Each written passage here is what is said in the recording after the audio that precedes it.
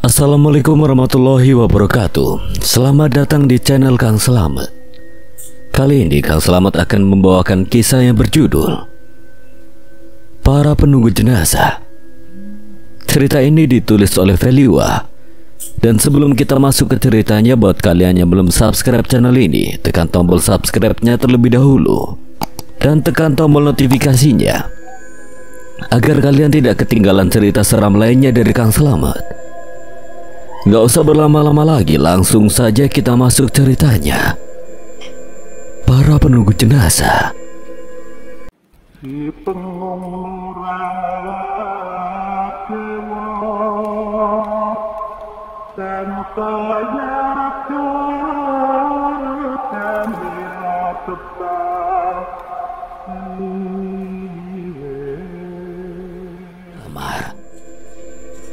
karena panik, Arman terus berlari menembus pepohonan dan semak belukar hingga ia lupa untuk membakar ratusan rumah panggung sesuai yang telah direncanakannya. Napas Arman memburu cepat, peluk keluar deras membasahi tubuhnya, sementara Dadan dan Marta belum terlihat. Arman semakin bingung karena angin yang berhembus kencang memadamkan api obornya, hingga matanya tidak bisa mengawasi sekitarnya dan jalan yang ia lewati karena keadaan masih tampak gelap. Saat Arman menghentikan langkahnya, sambil mengatur nafas yang memburu cepat dengan perasaan cemas dan degup jantung yang berdebar, Arman berteriak memanggil Dadan dan Marta, tapi tidak ada jawaban. Dengan mata yang berkaca-kaca serta rasa putus asa, Arman terus berteriak memanggil teman-temannya, tapi hasilnya nihil. Tidak ada jawaban sama sekali. Tiba-tiba pandangan Arman teralihkan. Ia mengedarkan tatapannya ke sekeliling hutan kala terdengar suara tanpa rupa. Lancang sekali kalian tidak akan bisa keluar dari hutan ini. Dini hari entah pukul berapa, karena Arman tidak mengetahuinya keadaan di tengah hutan masih gelap. Pepohonannya Arman lihat nampak samar, hanya membentuk siluet. Bahkan sebagian pohon-pohon yang kering tanpa sehelai daun itu terlihat seperti tangan-tangan mayat. Dengan diterangi oleh api obor yang bergerak kian kemari karena diterpa oleh hembusan angin yang kencang, Arman terus berlari menembus kegelapan hutan, menapaki tanah yang basah dan akar-akar pohon yang muncul ke permukaan untuk menjauhi tempat ia bekerja, sekaligus menyusul teman-temannya yang sudah pergi terlebih dahulu.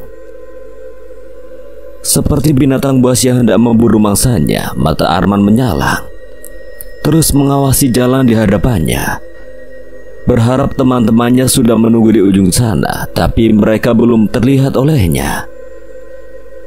Saat keadaan membingungkan serta kecemasan menguasai diri Arman karena Dadan dan Marta belum terlihat, api obor sebagai penerangan jalan untuk dirinya mati diterpa oleh hembusan angin, sehingga keadaan menjadi terlihat samar. Arman berteriak memanggil nama teman-temannya, terdengar menggema ke segala arah terbawa oleh angin yang berhembus kencang. Arman menghentikan langkah kakinya sambil mengatur nafas yang memburu cepat. Peluh mengalir deras keluar dari tubuh membasahi pakaiannya, sementara detak jantung berdebar tidak beraturan. Dengan mata yang berkaca-kaca, wajah pucat pasti penuh kecemasan serta rasa putus asa, Arman terus berteriak memanggil Dadan dan Marta yang masih belum terlihat. Manakala kebingungan, rasa cemas dan putus asa sedang melanda diri Arman, tiba-tiba terdengar suara tanpa rupa. Suara tersebut menekankan sebuah amarah dan ancaman. Wajah Arman kian pucat. Ia semakin bingung arah mana yang hendak dituju selanjutnya, karena hutan yang ia lihat arahnya tampak sama semua. Bahkan tidak terlihat jalan setapak karena tertutup oleh semak belukar, ditambah dengan keadaan masih tampak samar. Arman masih berdiam diri di satu tempat, berpikir keras untuk menemukan jalan keluar. Tapi usahanya terbentur dengan rasa panik yang menguasainya, hingga jalan buntu yang ia temukan. Tiba-tiba dari kegelapan, dari semak belukar dan rumput-rumput liar yang agak tinggi itu muncul tangan pucat yang bergerak mendekati Arman yang sedang berdiri. Tangan tersebut membekap mulut Arman dan menariknya ke balik pepohonan dan semak belukar. Hingga napasnya megap-megap, Arman meronta berusaha untuk terbebas dari tangan yang membekapnya. Tapi usahanya sia-sia, tangan misterius itu berhasil membawanya menjauhi tempat tersebut. Tangan tersebut menarik tubuh Arman ke balik pohon dan semak belukar, lantas menempelkan telunjuk ke arah wajahnya yang tidak begitu jelas terlihat oleh Arman. Setelah itu membisikkan kalimat serta mengarahkan jari telunjuknya ke satu tempat. Tenang, jangan berisik. Arman terdiam karena suara itu tidak asing baginya, sementara ia melihat dari belakang seseorang itu yang wajahnya belum jelas. Tanpa ada orang lain yang bersandar di sebuah pohon yang menjulang tinggi. Lihat ke arah sana.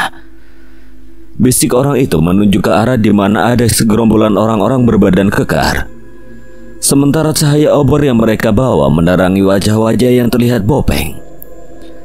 Segerombolan makhluk-makhluk mengerikan itu sedang berjalan menuju ke tempat di mana Arman menghentikan langkahnya tadi. Arman dan seseorang yang belum pasti dikenalnya itu terus mengawasi segerombolan makhluk-makhluk mengerikan itu dari balik pohon dan semak belukar. Mereka seperti mencari sesuatu sambil memicingkan telinga serta mengenduskan hidungnya, sementara angin yang berhembus kencang sedari tadi tiba-tiba berhenti. Segerombolan makhluk-makhluk tersebut menghentikan langkahnya tepat di mana Arman dan seorang misterius itu bersembunyi. Sambil menggenggam obor dan sebilah golok yang panjang, mata mereka tidak pernah diam, terus menjelajah liar mengedarkan ke sekeliling hutan itu. Sementara beberapa orang yang mengenakan baju putih mengikutinya dari belakang sambil mengusung keranda mayat tanpa jasad. Karena takut ketahuan, jantung Arman berpacu lebih cepat dari biasanya. Keringat dingin mengalir deras pun dengan seseorang di sebelahnya. Arman dan seseorang itu terus diam tetap bergeming, sementara netranya tidak pernah lepas mengawasi pergerakan makhluk-makhluk tersebut. Akhirnya, walaupun agak lama mengawasi di sekitarnya, segerombolan makhluk-makhluk mengerikan itu pergi berlalu melewati Arman dan seseorang yang belum diketahui identitasnya tersebut. Nafas Arman terasa lega, jantungnya kembali berdetak normal setelah segerombolan makhluk-makhluk mengerikan itu pergi berlalu menjauhi tempat persembunyian Arman. Dini hari telah terlewat, subuh telah tiba, akhirnya fajar menyingsing menerangi sebagian langit yang kelam. Sementara tetesan embun pagi terjatuh dari ujung daun pepohonan membasahi tubuh Arman yang masih bersembunyi, mengamati sekelilingnya, menunggu situasi di tempat tersebut aman. Seseorang yang entah siapa dia mendekati Arman sambil menggenggam pundaknya, lalu ia berkata, Man, ke arah mana selanjutnya kita bergerak? Arman membatin mengucapkan rasa syukur setelah mengetahui jika seseorang yang dihadapannya adalah temannya Dadan. Sementara Marta sedang bersandar di sebuah pohon jati yang tinggi. Kita tunggu keadaan tenang dulu. Setelah itu baru kita bergerak untuk keluar dari hutan ini, mencari pemukiman atau perkampungan. Arman duduk di atas rumput liar yang basah dan mengatur pernapasannya yang terasa berat. Sambil menunggu keadaan benar-benar terang dan aman, Arman dan Dadan membuka perbekalan dari dalam tas ranselnya yang ia bawa dari rumah mes. Mereka meneguk air bening dari botol untuk mengobati rasa dahaganya. Begitupun dengan Marta, karena dari tadi mereka terus berlari tidak berhenti untuk menghindari dari kejaran makhluk-makhluk mengerikan yang memburunya. Dan perbekalan yang kita bawa harus diirit-irit, terutama air, soalnya perjalanan kita masih jauh. Matahari yang bergerak dari arah timur perlahan mulai menerangi bentangan langit yang luas. Di hutan tersebut sudah tidak begitu gelap, karena cahaya matahari yang sedikit menembus pepohonan membuat keadaan di area hutan itu sedikit terang. Dan ayo kita lanjutkan perjalanannya. Mar, lu udah kuat untuk jalan kan? Udah kuat kok, Bang. Syukur kalau begitu, sekarang ayo kita jalan. Tunggu, Man, kita mau jalan ke arah mana? Soalnya kita belum tahu mana arah barat, timur, selatan, dan utara. Kita ikuti aja hati kita dan kaki kita melangkah, yang pasti harus menjauh dari tempat jahanam itu.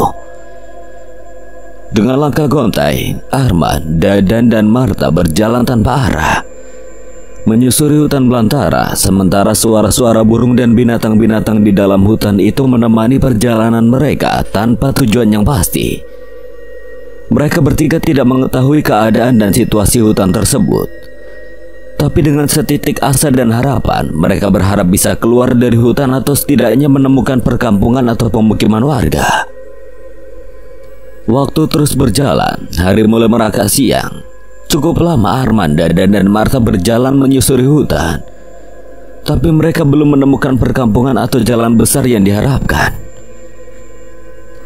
Man, kita istirahat dulu sebentar di sini. Dadan dan Marta menghentikan langkah kakinya di area yang lapang, datar, dan dipenuhi oleh rerumputan. Sementara Arman terus berjalan tidak memperdulikan Dadan dan Marta yang sudah kelelahan sambil berucap, "Tanggung Dan, kita terusin aja, soalnya perkampungannya udah terlihat." Dadan dan Marta saling bertatapan karena mereka berdua tidak melihat perkampungan yang disebutkan oleh Arman.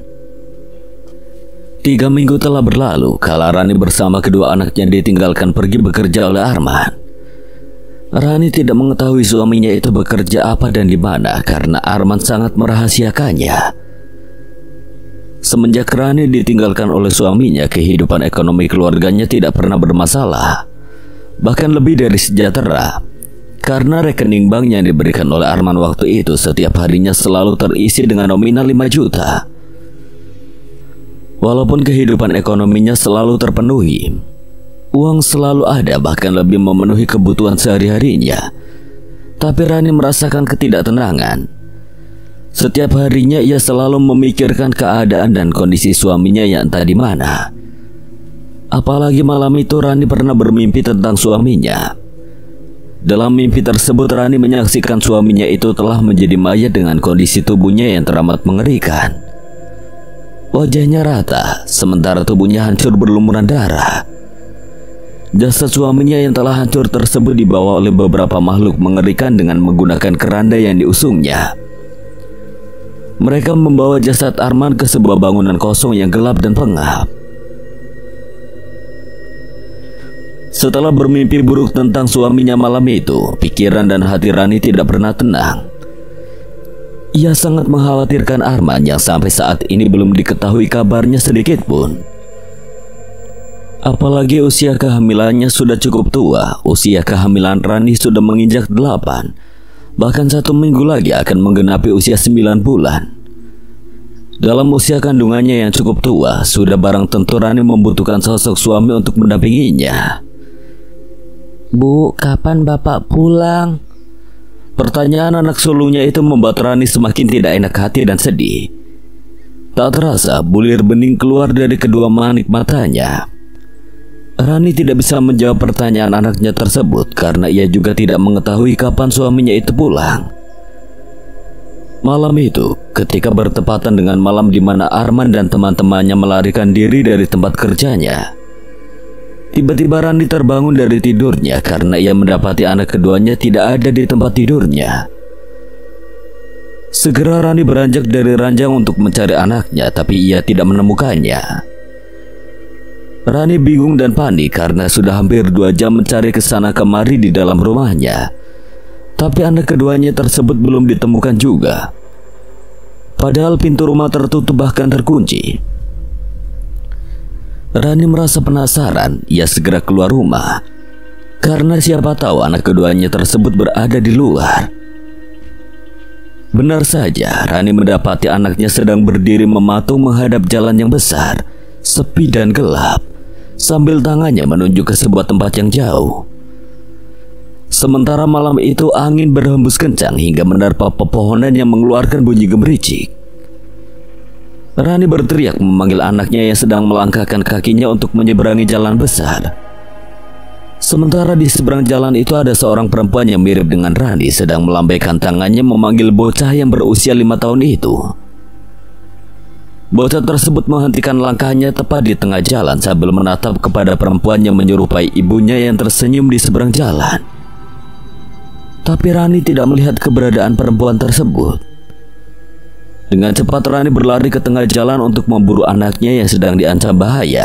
Karena entah datang dari mana, tiba-tiba muncul sebuah mobil dengan kecepatan tinggi hendak menghantam tubuh bocah mungil yang masih berdiri di tengah jalan besar. Dengan refleks dan sigap, untungnya Rani bisa menangkap tubuh anaknya, bahkan bisa menghindar dari kendaraan itu. Rani sangat syok dengan kejadian yang begitu cepat dan hampir merenggut nyawa buah hatinya. Jantung Rani hampir terlepas karena kejadian mengerikan yang baru dialaminya. Peluh membanjiri pakaiannya, sementara hembusan napasnya memburu dengan cepat. Sambil menangis dan mendekap anaknya yang tampak biasa saja, Rani berucap dengan suaranya yang bergetar. Astagfirullah, nah, lagi ngapain di sini? Ibu, itu ibu. Saut bocah 5 tahun itu sambil menuju ke arah seberang jalan yang gelap dan dipenuhi oleh pepohonan. Rani merasa aneh kala melihat satu tempat yang ditunjuk oleh anaknya. Karena di tempat itu tidak ada siapa-siapa, yang terlihat hanya kesunyian dan kegelapan. Bulu halus Rani merinding. Dengan wajahnya yang pucat, ia segera membawa anaknya untuk memasuki rumah. Tiba-tiba Rani menghentikan langkahnya tepat di ambang pintu rumah saat terdengar suara derap langkah dari ujung jalan besar. Derap langkah kaki itu semakin terdengar jelas olehnya. Rani menatap ke arah jalan besar dengan tatapan yang kosong. Karena suara derap langkah tersebut ternyata beberapa orang berpakaian serba putih yang mengusung keranda mayat dengan kepala tertunduk. Beberapa orang pengusung keranda mayat itu melewati Rani yang sedang berdiam diri di depan rumahnya. Mata Rani terbelalak sementara degup jantungnya berdebar kala melihat tulisan di kain putih yang menutupi keranda mayat tersebut. Dalam kalimat yang tersemat dari penutup kain putih itu bertuliskan 3 orang nama dengan tinta darah. Salah satu namanya tersemat dalam tulisan itu adalah nama suaminya, yaitu Arman. Rani langsung memasuki rumahnya setelah rombongan pengusung keranda mayat tersebut pergi berlalu. Sambil mendekap kedua anaknya di dalam kamar, mata Rani mengeluarkan bulir bening. Dalam firasatnya yang tidak mengenakan itu, Rani menangis memikirkan nasib suaminya sambil membatin. Bang Arman, kapan kembali? Menjelang siang, matahari hampir berada di tengah-tengah cakrawala. Sementara tidak seperti biasanya, langit tampak cerah dengan bentangan warna birunya. Hanya sedikit awan putih yang menghiasi langit siang. Walaupun langit terlihat cerah, tapi tetap saja cahaya matahari itu hanya sedikit menembus hutan yang ditumbuhi oleh beraneka ragam pepohonan. Dari dalam hutan tersebut tampak 3 orang yang sedang berjalan tanpa arah, menembus selebatnya pepohonan dan menjejaki jalan setapak yang ditumbuhi oleh rumput liar dan semak belukar. Dari ketiga orang yang sedang melangkah menyusuri hutan itu, terlihat 2 orang yang menghentikan langkah kakinya di tempatnya agak luas. Mereka berdua seperti kelelahan, tapi yang satunya lagi terus berjalan seperti tidak memperdulikan kedua temannya yang memanggil dirinya. Woi man, kita istirahat dulu. Dadan mengatur pernapasannya kembang-kempis. Dengan teriakan Dadan, akhirnya Arman menghentikan langkahnya sambil menoleh kepada kedua temannya. Tanggung dan perkampungannya udah terlihat. Nanti sekalian istirahatnya di kampung itu. Dadan dan Marta saling bertatapan karena merasa bingung apa yang diucapkan oleh Arman. Mereka berdua tidak melihat perkampungan yang disebutkan olehnya di hadapan Dadan dan Marta, yang tampak hanya hutan rimba dengan pepohonan beserta rumput liar. Tapi tidak bagi Arman, yang ia lihat di hadapannya adalah jalan besar. Bahkan jalan tersebut bisa dilewati oleh kendaraan roda 4. Sementara di pinggir jalan besar itu, rumah-rumah warga berjajar berdampingan dengan ciri khas rumah pedesaan yang bersih dan asri. Walaupun lelah karena takut terjadi sesuatu dengan temannya, Dadan dan Marta segera menyusul Arman yang melanjutkan perjalanannya. Man, tadi lu bilang ada perkampungan?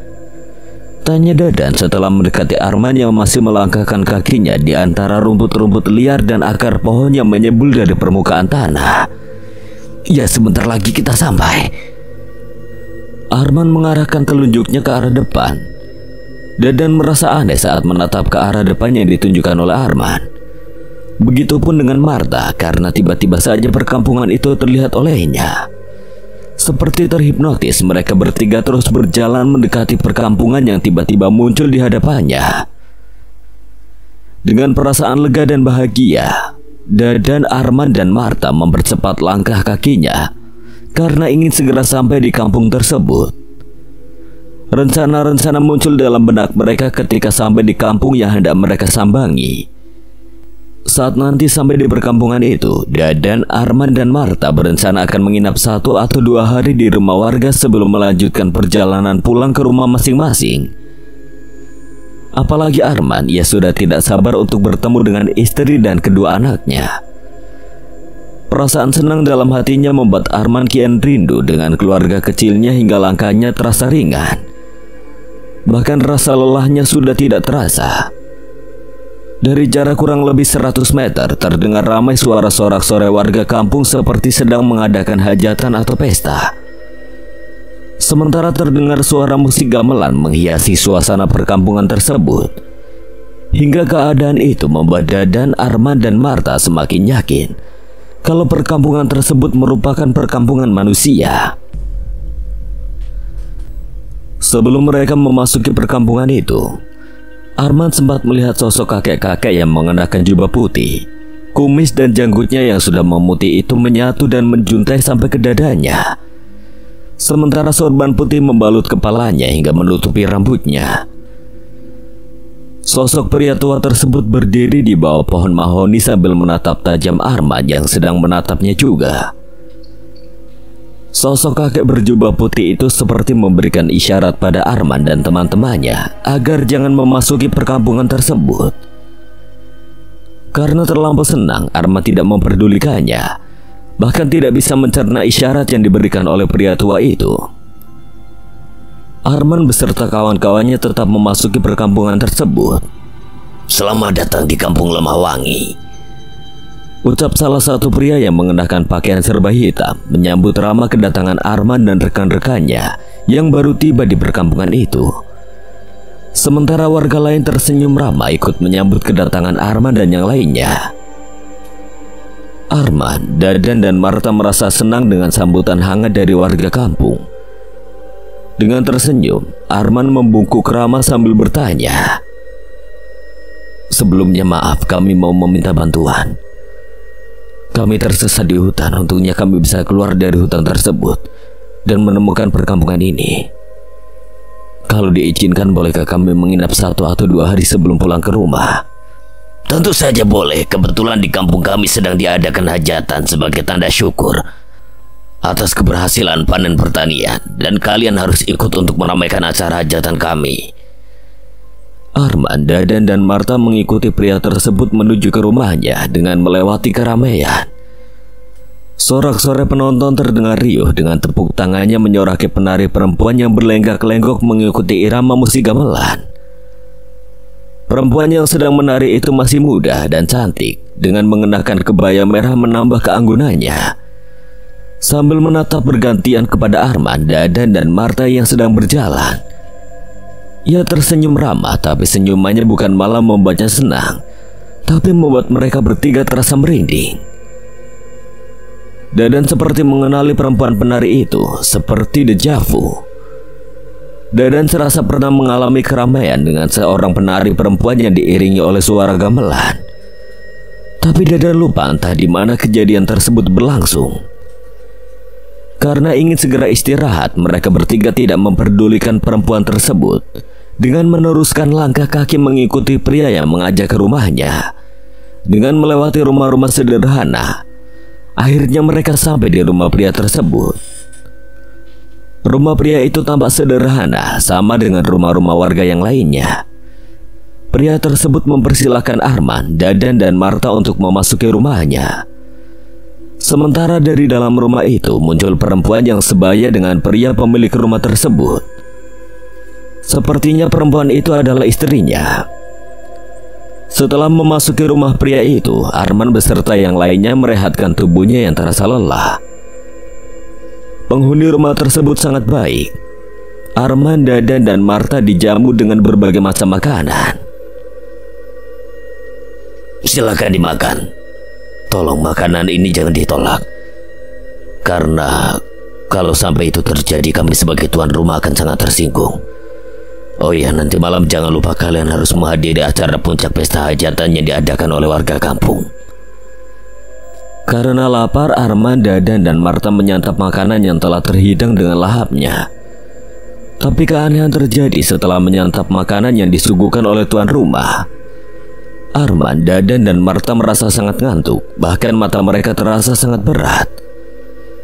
Akhirnya mereka bertiga tertidur di bawah rumah panggung milik salah satu warga kampung. Dan perkampungan itu entah perkampungan manusia atau bukan. Seperti dibuai dalam belayan tangan-tangan halus, Dadan, Arman, dan Marta terlelap dalam tidurnya. Bahkan dalam tidurnya tersebut Arman bermimpi bertemu dengan sosok kakek-kakek yang sempat ia lihat di hutan itu. Dalam mimpinya Arman disambangi oleh kakek-kakek berjubah putih. Kakek yang entah siapa dia, karena Arman belum mengenalinya. Duduk bersila berhadapan dengannya sambil menatap Arman dan tersenyum. Lantas sang kakek berujar dengan suaranya yang agak serak dan lirih. Saya adalah leluhurmu. Sebenarnya ketika kamu sampai di tempat ini, saya selalu mengawasimu. Tapi sayang orang tuamu tidak pernah mengajarkan bahkan mewariskan ilmu agama yang baik sebagai pedoman hidup. Padahal itu dibutuhkan saat ini ketika kamu mengalami kesusahan. Bukankah doa adalah senjatanya orang mukmin? Sejenak orang tua itu menjeda ucapannya sambil mengukir senyuman di antara kedua bibirnya. Sementara Arman hanya terdiam memikirkan dan mencerna apa yang diucapkannya. Arman terus menatap wajah tua yang tampak sudah keriput untuk menegaskan siapa sebenarnya pria tua tersebut. Tapi tetap saja, ia tidak mengenali kakek yang sedang berada di hadapannya walaupun tampak tua dan keriput. Tapi ada keteduhan kala Arman menatapnya. Bahkan pria tua itu menampakkan kebijaksanaan dari tutur katanya. Sementara janggut dan kumisnya yang telah memutih itu menyatu menghiasi di antara wajah yang kian menua. Kamu, teman-temanmu, bahkan keluargamu masih belum aman. Kalian masih terjebak di tempat jahanam ini, ujar pria tua itu sembari menatap wajah Arman yang tampak kebingungan. Lantas kakek tersebut mendekati Arman yang masih terdiam menatap lekat pria tua yang belum ia kenal sebelumnya. Kalau kalian ingin selamat serta terbebas dari tempat dan perjanjian iblis itu, kamu harus menghancurkan wanita tua beserta sekutu-sekutunya dengan cara berdoa, ikhtiar, dan mengandalkan kekuatan Tuhan. Bukankah ikhtiar tanpa doa itu sombong? Arman masih kebingungan dengan keraguan seperti panik. Lantas Arman bertanya. Terdengar kata-katanya yang terbata. Jujur saja, saya jarang berdoa. Karena dari kecil orang tua saya tidak pernah mengajarkan bagaimana caranya berdoa. Lantas doa apa yang harus saya baca dan ikhtiar apa yang harus saya lakukan? Pria tua itu tertawa terkekeh kala mendengarkan penjelasan dari Arman. Sambil menggelengkan kepalanya, lalu ia mendekati Arman hingga jarak mereka begitu dekat. Pertama, muntahkan makanan yang telah kalian telan. Karena kalau tidak kalian akan terjebak, bahkan akan tetap berada di tempat ini hingga ajal menjemput kalian. Selanjutnya kumandangkan azan sampai selesai di tempat ini dengan suara yang lantang. Selesai azan, baca kalimat ini dengan keras. A'udzu bikalimatillahi tammati min syarri ma khalaq. Bismillahirrahmanirrahim. Ma'asmihi syai'un fil ardi wala fis sama wa wasami'ul alim. Terus baca doa tersebut sampai kalian benar-benar keluar dari tempat jahanam ini. Insya Allah dengan pertolongan dan kekuatan Tuhan, kalian akan selamat. Maka perempuan tua beserta sekutu-sekutunya itu akan mengalami kesusahan. Ia kembali bangkit dari tempat duduknya, meninggalkan Arman yang masih terduduk diam karena bingung dengan apa yang diucapkan oleh pria tua tersebut. Tunggu, kek. Saya belum paham apa yang diucapkan kakek. Arman memanggil pria tua yang hendak pergi dari hadapannya. Sejenak pria tua itu berhenti, lantas membalikkan tubuhnya menatap Arman sambil tersenyum. Nanti saya yang akan membimbingmu. Dengan napas terengah-engah, Arman terbangun dari tidurnya. Sesaat ia terdiam memikirkan mimpi yang baru dialaminya. Kebingungan kian bertambah kala kesadarannya telah pulih seluruhnya karena ruangan tersebut tampak berbeda dengan ruangan yang ia sambangi tadi. Di ruangan yang ukurannya tidak begitu luas itu, Arman hanya sendirian, bahkan teman-temannya pun tidak terlihat. Keadaan di ruangan tersebut terasa lembab dan dingin, sementara gelap menambah kemistisan saat Arman mengedarkan pandangannya ke sekeliling. Arman merasa heran, kenapa dirinya berada di ruang yang berbeda? Siapa yang memindahkan dirinya ke tempat gelap dan lembab ini? Pertanyaan itu terus mengulang-ulang dalam benak Arman. Manakala benak Arman sedang berpikir keras tentang diri dan keadaan di sekitarnya, tiba-tiba terdengar suara erangan dan rintihan dari dekat sisinya.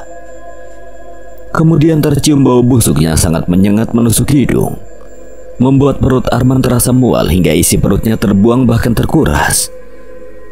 Setelah Arman muntah karena di ruangan tersebut bau busuk yang membuat mual, Arman tersadar kalau dirinya masih berada di tempat jahanam.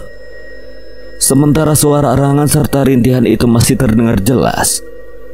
Dengan ketakutan dan degup jantung yang terus berdebar, Arman mengalihkan perhatiannya ke titik suara di mana rintihan dan erangan tersebut terdengar. Netra Arman terbelalak setelah beradaptasi dengan kegelapan di ruang yang terasa dingin dan juga lembab. Karena di ruangan tersebut ada sebuah dipan dengan seseorang yang terlentang di atasnya. Seseorang itu sangat mengkhawatirkan dan mengerikan. Tubuh seseorang itu dari ujung kaki hingga ujung kepala hancur penuh borok. Sementara dari borok-borok tersebut mengeluarkan cairan kental berbau busuk. Dengan suara yang lirih dan bergetar, lantas tubuh yang dipenuhi borok itu berkata. Sementara Arman tidak begitu paham apa yang diucapkannya. Tolong. Napas Arman memburu cepat, degup jantungnya kian berpacu. Lantas Arman mundur beberapa langkah dengan posisi masih terduduk. Kala jasad yang dipenuhi dengan borok itu turun dari dipannya hendak mendekati Arman yang sedang syok. Perlahan jasad mengerikan itu terus mendekati Arman dengan merangkak. Karena panik dan syok, Arman tidak bisa mengingat apa yang telah diamanatkan oleh pria tua dalam mimpinya itu. Sementara tubuh Arman tidak bisa digerakkan kembali karena bilik di ruangan kamar tersebut menghalanginya untuk terus bergerak mundur, hingga ia mendengar suara bisikan tanpa rupa. Kumandangkan azan, baca kalimat yang telah diajarkan olehku. Di ruangan lain, di mana ruangan tersebut berdampingan dengan ruangan Arman yang sedang disekap, Dadan dan Marta baru tersadar dari tidurnya dengan seonggok jasad yang hancur dan mengerikan. Sementara di luar, terdengar riuh dan ramai dengan suara gending gamelan yang bertalu-talu. Suara musik gamelan itu mengiringi tarian perempuan berwajah rata, seperti akan mengadakan pesta hajatan yang meriah. Di luar sudah dipenuhi dengan sosok makhluk yang mengerikan.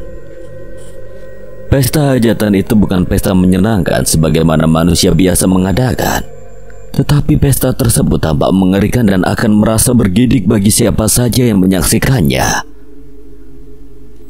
Dengan netranya yang masih terasa berat, pun dengan kepalanya yang terasa pusing, perlahan Dadan terbangun dari tidurnya. Matanya menjelajah liar ke segala arah untuk menegaskan sebenarnya dirinya sedang berada di mana. Karena ruangan ini sangat berbeda dengan ruangan yang disambanginya bersama Arman dan Marta. Ruangan tersebut tampak gelap dan terasa pengap. Dadan memincingkan rungunya kala terdengar suara arangan dan rintihan. Tapi ia tidak bisa memastikan siapa seseorang yang merintih tersebut karena matanya belum bisa beradaptasi dengan kegelapan di sekitarnya. Dadan bangkit dari tempat tidurnya, matanya terbelalak kala netranya sudah bisa memastikan dan beradaptasi dengan kegelapan. Sebab di ruangan tersebut bukan hanya dirinya seorang, melainkan ada seseorang yang sedang berbaring lirik dan merintih kesakitan di atas dipan. Sementara suara gumamannya tidak begitu jelas terdengar. Tubuh seseorang itu tampak mengerikan karena dipenuhi dengan luka yang membusuk. Dari luka-luka tersebut mengeluarkan aroma bau bangkai bensin hingga menyesakkan dada yang sedang ketakutan menyaksikan keadaan yang mengerikan di hadapannya. Perlahan jasad yang dipenuhi dengan luka itu bangkit, lalu turun dari tempat pembaringannya, merangkak mendekati Dadan yang sedang syok sambil meracau lirih. Dadan yang sedang panik langsung bangkit sambil meraba-raba mencari pintu untuk jalan keluar. Tapi pintu yang ia cari tidak ditemukannya. Dengan kepanikan dan syok yang dideritanya, Dadan berteriak kala jasad itu merangkak pelan semakin mendekatinya. Sementara bau busuk yang tercium menguar di ruangan yang gelap itu membuat perut Dadan sangat mual hingga membuatnya memuntahkan sebagian isi perutnya. Tubuh Dadan terpojok di dinding kamar. Sekarang ia tidak bisa lari kemana-mana karena tidak ada jalan keluar untuknya. Sementara tubuh yang menjijikan itu semakin mendekatinya. Suara teriakan Dadan memantul di antara dinding-dinding ruangan kamar. Karena panik dan syok berat, Dadan tidak bisa berpikir jernih. Bahkan ia lupa untuk mengucapkan sedikit doa yang diingatnya. Akhirnya Dadan hanya bisa pasrah kala tangannya dipenuhi oleh luka dan juga borok yang busuk itu mencengkeram lehernya. Tapi Dadan masih bisa melawan dengan menahannya saat jasad mengerikan tersebut membuka lebar-lebar mulutnya yang menganga. Dengan penuh nafsu, jasad itu hendak menggigit tubuh Dadan yang sangat ketakutan. Di bilik lain, nasib Marta hampir sama dengan nasib yang dialami oleh Arman dan Dadan. Bahkan nasibnya lebih tragis. Marta hampir tewas karena dikerumuni oleh dua jasad yang membusuk dan hancur. Tapi untungnya Marta masih bisa melawan dengan membanting jasad yang hendak menggigit tubuhnya. Napas Marta memburu cepat. Wajahnya memucat kala kedua jasad bertubuh busuk itu kembali mendekatinya. Sementara ia sudah tidak bisa kabur, bahkan beranjak dari tempat tersebut. Karena pintu ruangannya tertutup rapat, bahkan dikunci dari luar. Marta pasrah, pikirannya mungkin hari ini ajal yang akan ia terima. Marta menutup matanya sambil membaca doa yang ia ingat dan ia bisa keluar dari bibir jasad itu. Kembali menganga memperlihatkan gigi-giginya yang dipenuhi oleh darah dan juga nanah yang terus menetes ke lantai kayu.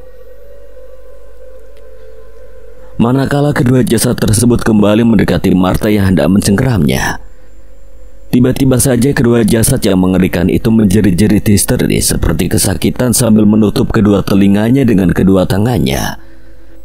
Kala terdengar suara kumandang azan dari ruang sebelah.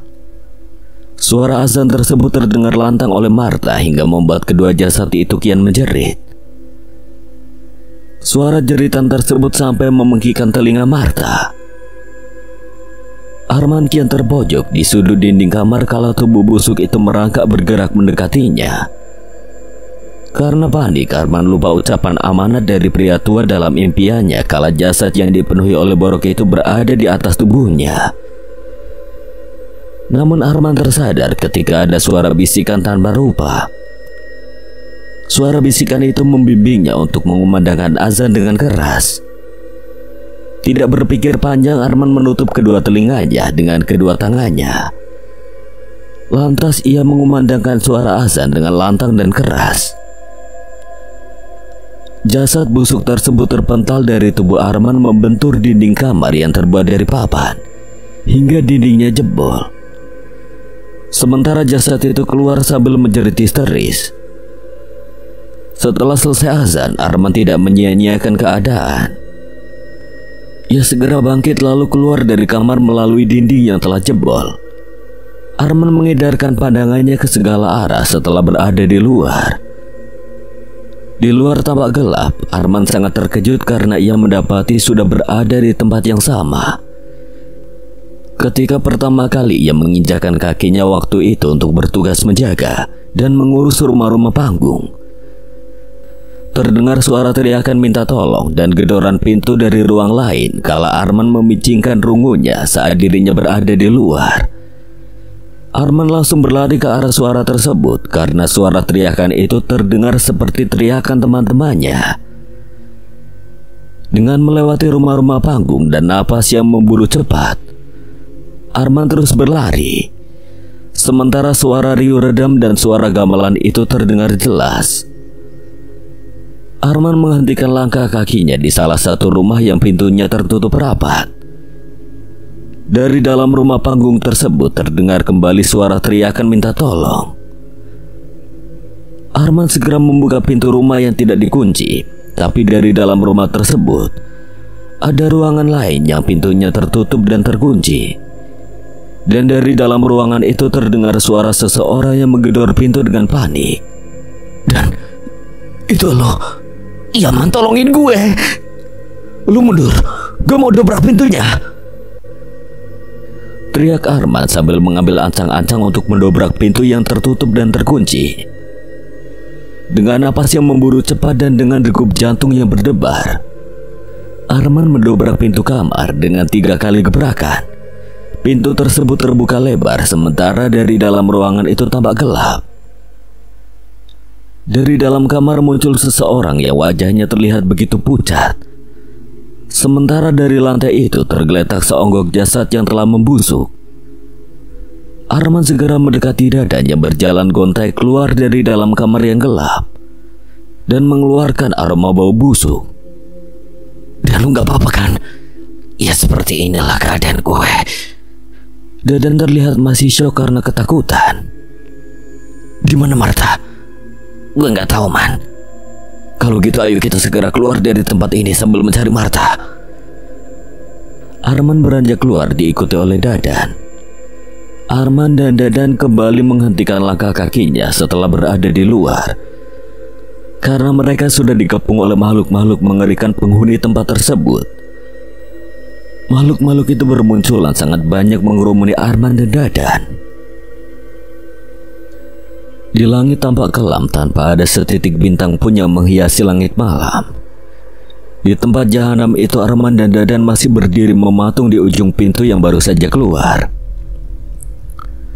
Bahkan telah terbebas dari teror jasad yang telah membusuk dari dalam rumah panggung. Sementara sudah tidak terdengar lagi kembali suara riuh dan gending gamelan yang sedari tadi terdengar bising. Karena makhluk-makhluk mengerikan tersebut sedang berkumpul di satu titik dengan tujuan mengepung Arman dan Dadan yang hendak kabur dari tempat itu. Dari salah satu bilik rumah panggung terdengar kembali suara gedoran pintu dan teriakan. Arman mengenali suara teriakan itu. Dia adalah Martha yang masih terkurung, tapi Arman dan Dadan tidak bisa menolong temannya yang masih terkurung di dalam rumah panggung. Karena mereka pun terjebak di antara makhluk-makhluk yang mengepungnya. Arman melihat dari sekumpulan makhluk-makhluk mengerikan tersebut ada pria tua berjubah putih yang pernah mendatangi dalam mimpinya waktu itu. Pria tua tersebut memberikan isyarat pada Arman untuk segera mengumandangkan azan kembali. Setelah itu Arman tidak melihatnya, pria tua itu hilang entah kemana. Suara gemuruh tiba-tiba terdengar membuat nyali ciut bagi siapa saja yang mendengarnya. Sementara angin berhembus sangat kencang hingga menumbangkan sebagian pepohonan.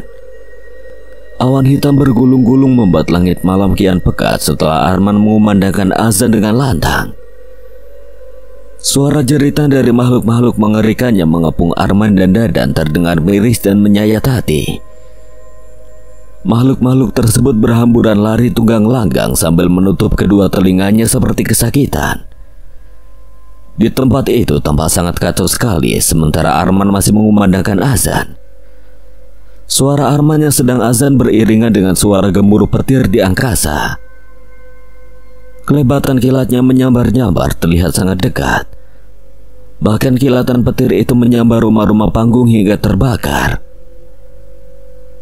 Arman menghentikan kumandang azannya setelah ada bisikan kalau dirinya harus segera pergi dari tempat tersebut. Sambil membaca doa yang pernah diajarkan oleh pria tua dalam mimpinya. Tapi Arman merasa bingung karena ia lupa, bahkan tidak bisa menghafal doa tersebut. Pun ia tidak bisa pergi begitu saja tanpa menyelamatkan Martha yang sedang tertahan di dalam rumah panggung.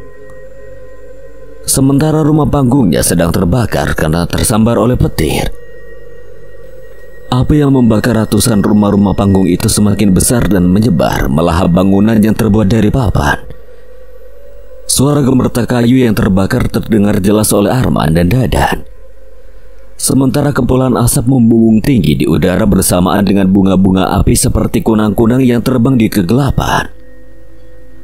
Arman semakin bingung bagaimana caranya menolong Martha. Sementara si jago merah telah menguasai bahkan melumat sebagian rumah-rumah panggung itu. Mana, yuk kita pergi! Teriak Dadan sambil menarik tangan Arman yang masih berdiri di rumah panggung yang sedang terbakar. Dan kita harus tolongin Martha dulu. Dia ada di dalam rumah panggung. Arman terpaksa mengikuti Dadan untuk menjauhi rumah panggung yang terbakar. Gak ada waktu, Man. Kita tidak bisa nolongin Martha dengan keadaan rumah yang terbakar. Bisa-bisa kita yang akan mati. Dadan terus berjalan sambil menarik tangan Arman yang mencari jalan keluar dari tempat tersebut.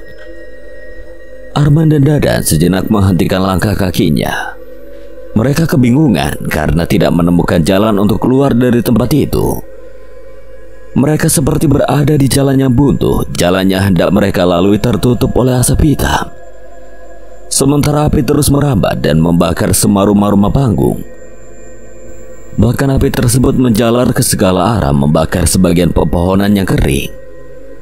Akhirnya tempat tersebut sudah dikelilingi oleh api, sementara Arman dan Dadan masih berada di tempat itu. Manakala Arman dan Dadan sedang panik dan bingung untuk mencari jalan keluar karena mereka terjebak oleh letupan api yang menyala-nyala. Tiba-tiba suara bisikan tanpa rupa terdengar kembali oleh Arman.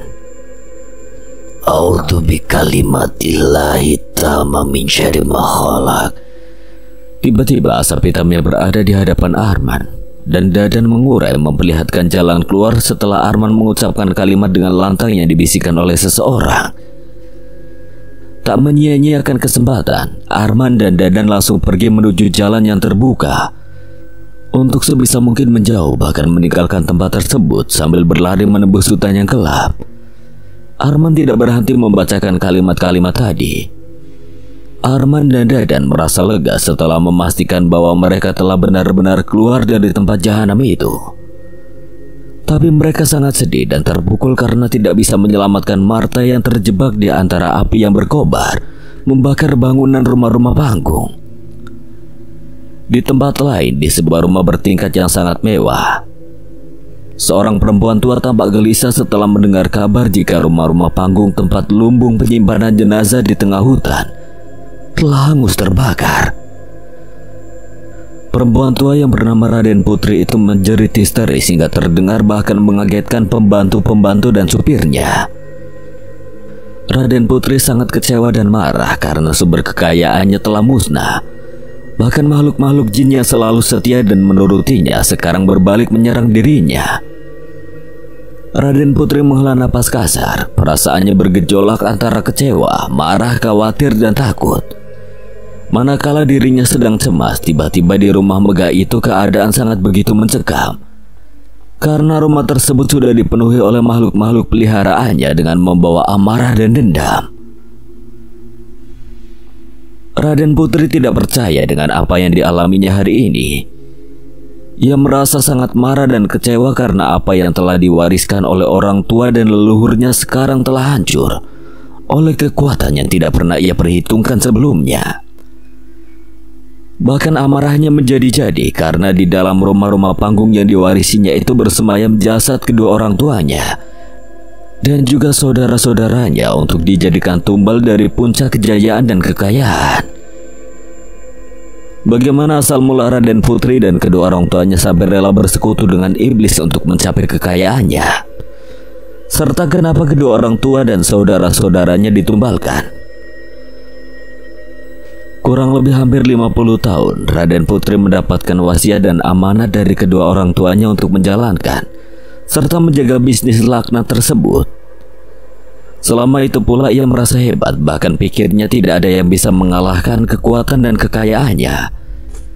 Karena ia memiliki leluhur serta pengikut-pengikut setia yang selalu menjaganya. Namun sekarang Raden Putri menyaksikan bagaimana kekuatan dan kekuasaan Tuhan bekerja. Ia merasakan ada kekuatan yang lebih besar dan hebat daripada kekuatan makhluk-makhluk manapun. Pikirnya ia akan hidup bahkan jaya selamanya serta tidak akan mengakibatkan keburukan dan perbuatan sesat yang telah dijalankannya selama ini, yaitu bersekutu dengan iblis laknatullah. Sebelum kejadian tempat yang dikeramatkannya hancur luluh lantah, Raden Putri mengalami keanehan bahkan keganjilan yang hampir membuatnya celaka. Malam itu tidak seperti biasanya terasa mencekam bagi perempuan tua yang tinggal di rumah megah yang hanya ditemani oleh perempuan parubaya. Padahal suasana mistis sudah biasa ia rasakan. Tapi malam tersebut suasana terasa berbeda. Bahkan perasaannya tidak begitu mengenakan. Manakala dirinya sedang memandang ke arah luar dari balik jendela di dalam kamarnya, tiba-tiba saja pemandangan Raden Putri menjadi gelap hitam pekat. Padahal tidak ada pemadaman listrik, ia bingung sebenarnya apa yang telah terjadi padanya. Raden Putri berjalan meraba-raba di sekitarnya seperti orang buta menuju keluar kamar untuk meminta tolong kepada asistennya, yaitu seorang perempuan parubaya yang bernama Suhartini. Tapi karena matanya tidak awas kala memijakkan kakinya menuruni tangga, Raden Putri terjatuh menggelinding hingga pingsan. Tapi untungnya ada Suhartini dan supir pribadinya yang menolongnya. Raden Putri dibawa ke kamar lalu dibaringkan di atas tempat tidurnya hingga dirinya sadar kembali dari pingsannya, bahkan bisa melihat kembali dengan normal. Ketika Raden Putri sedang beristirahat menenangkan dirinya di dalam kamar, ia sangat syok karena mendapatkan kabar dari pengikut-pengikut gaibnya jika tempat lubung penyimpanan para jenazah telah hancur terbakar oleh para pekerjanya. Bahkan jasad orang tua dan saudara-saudaranya pun telah hangus terbakar. Para pengikut gaibnya sangat marah karena tempat kediamannya telah hancur. Bahkan mereka akan melampiaskan kemarahannya kepada Raden Putri. Rasa takut dan marah membaur dalam emosi yang tidak terkendali, hingga dirinya menjerit histeris melampiaskan kekecewaannya.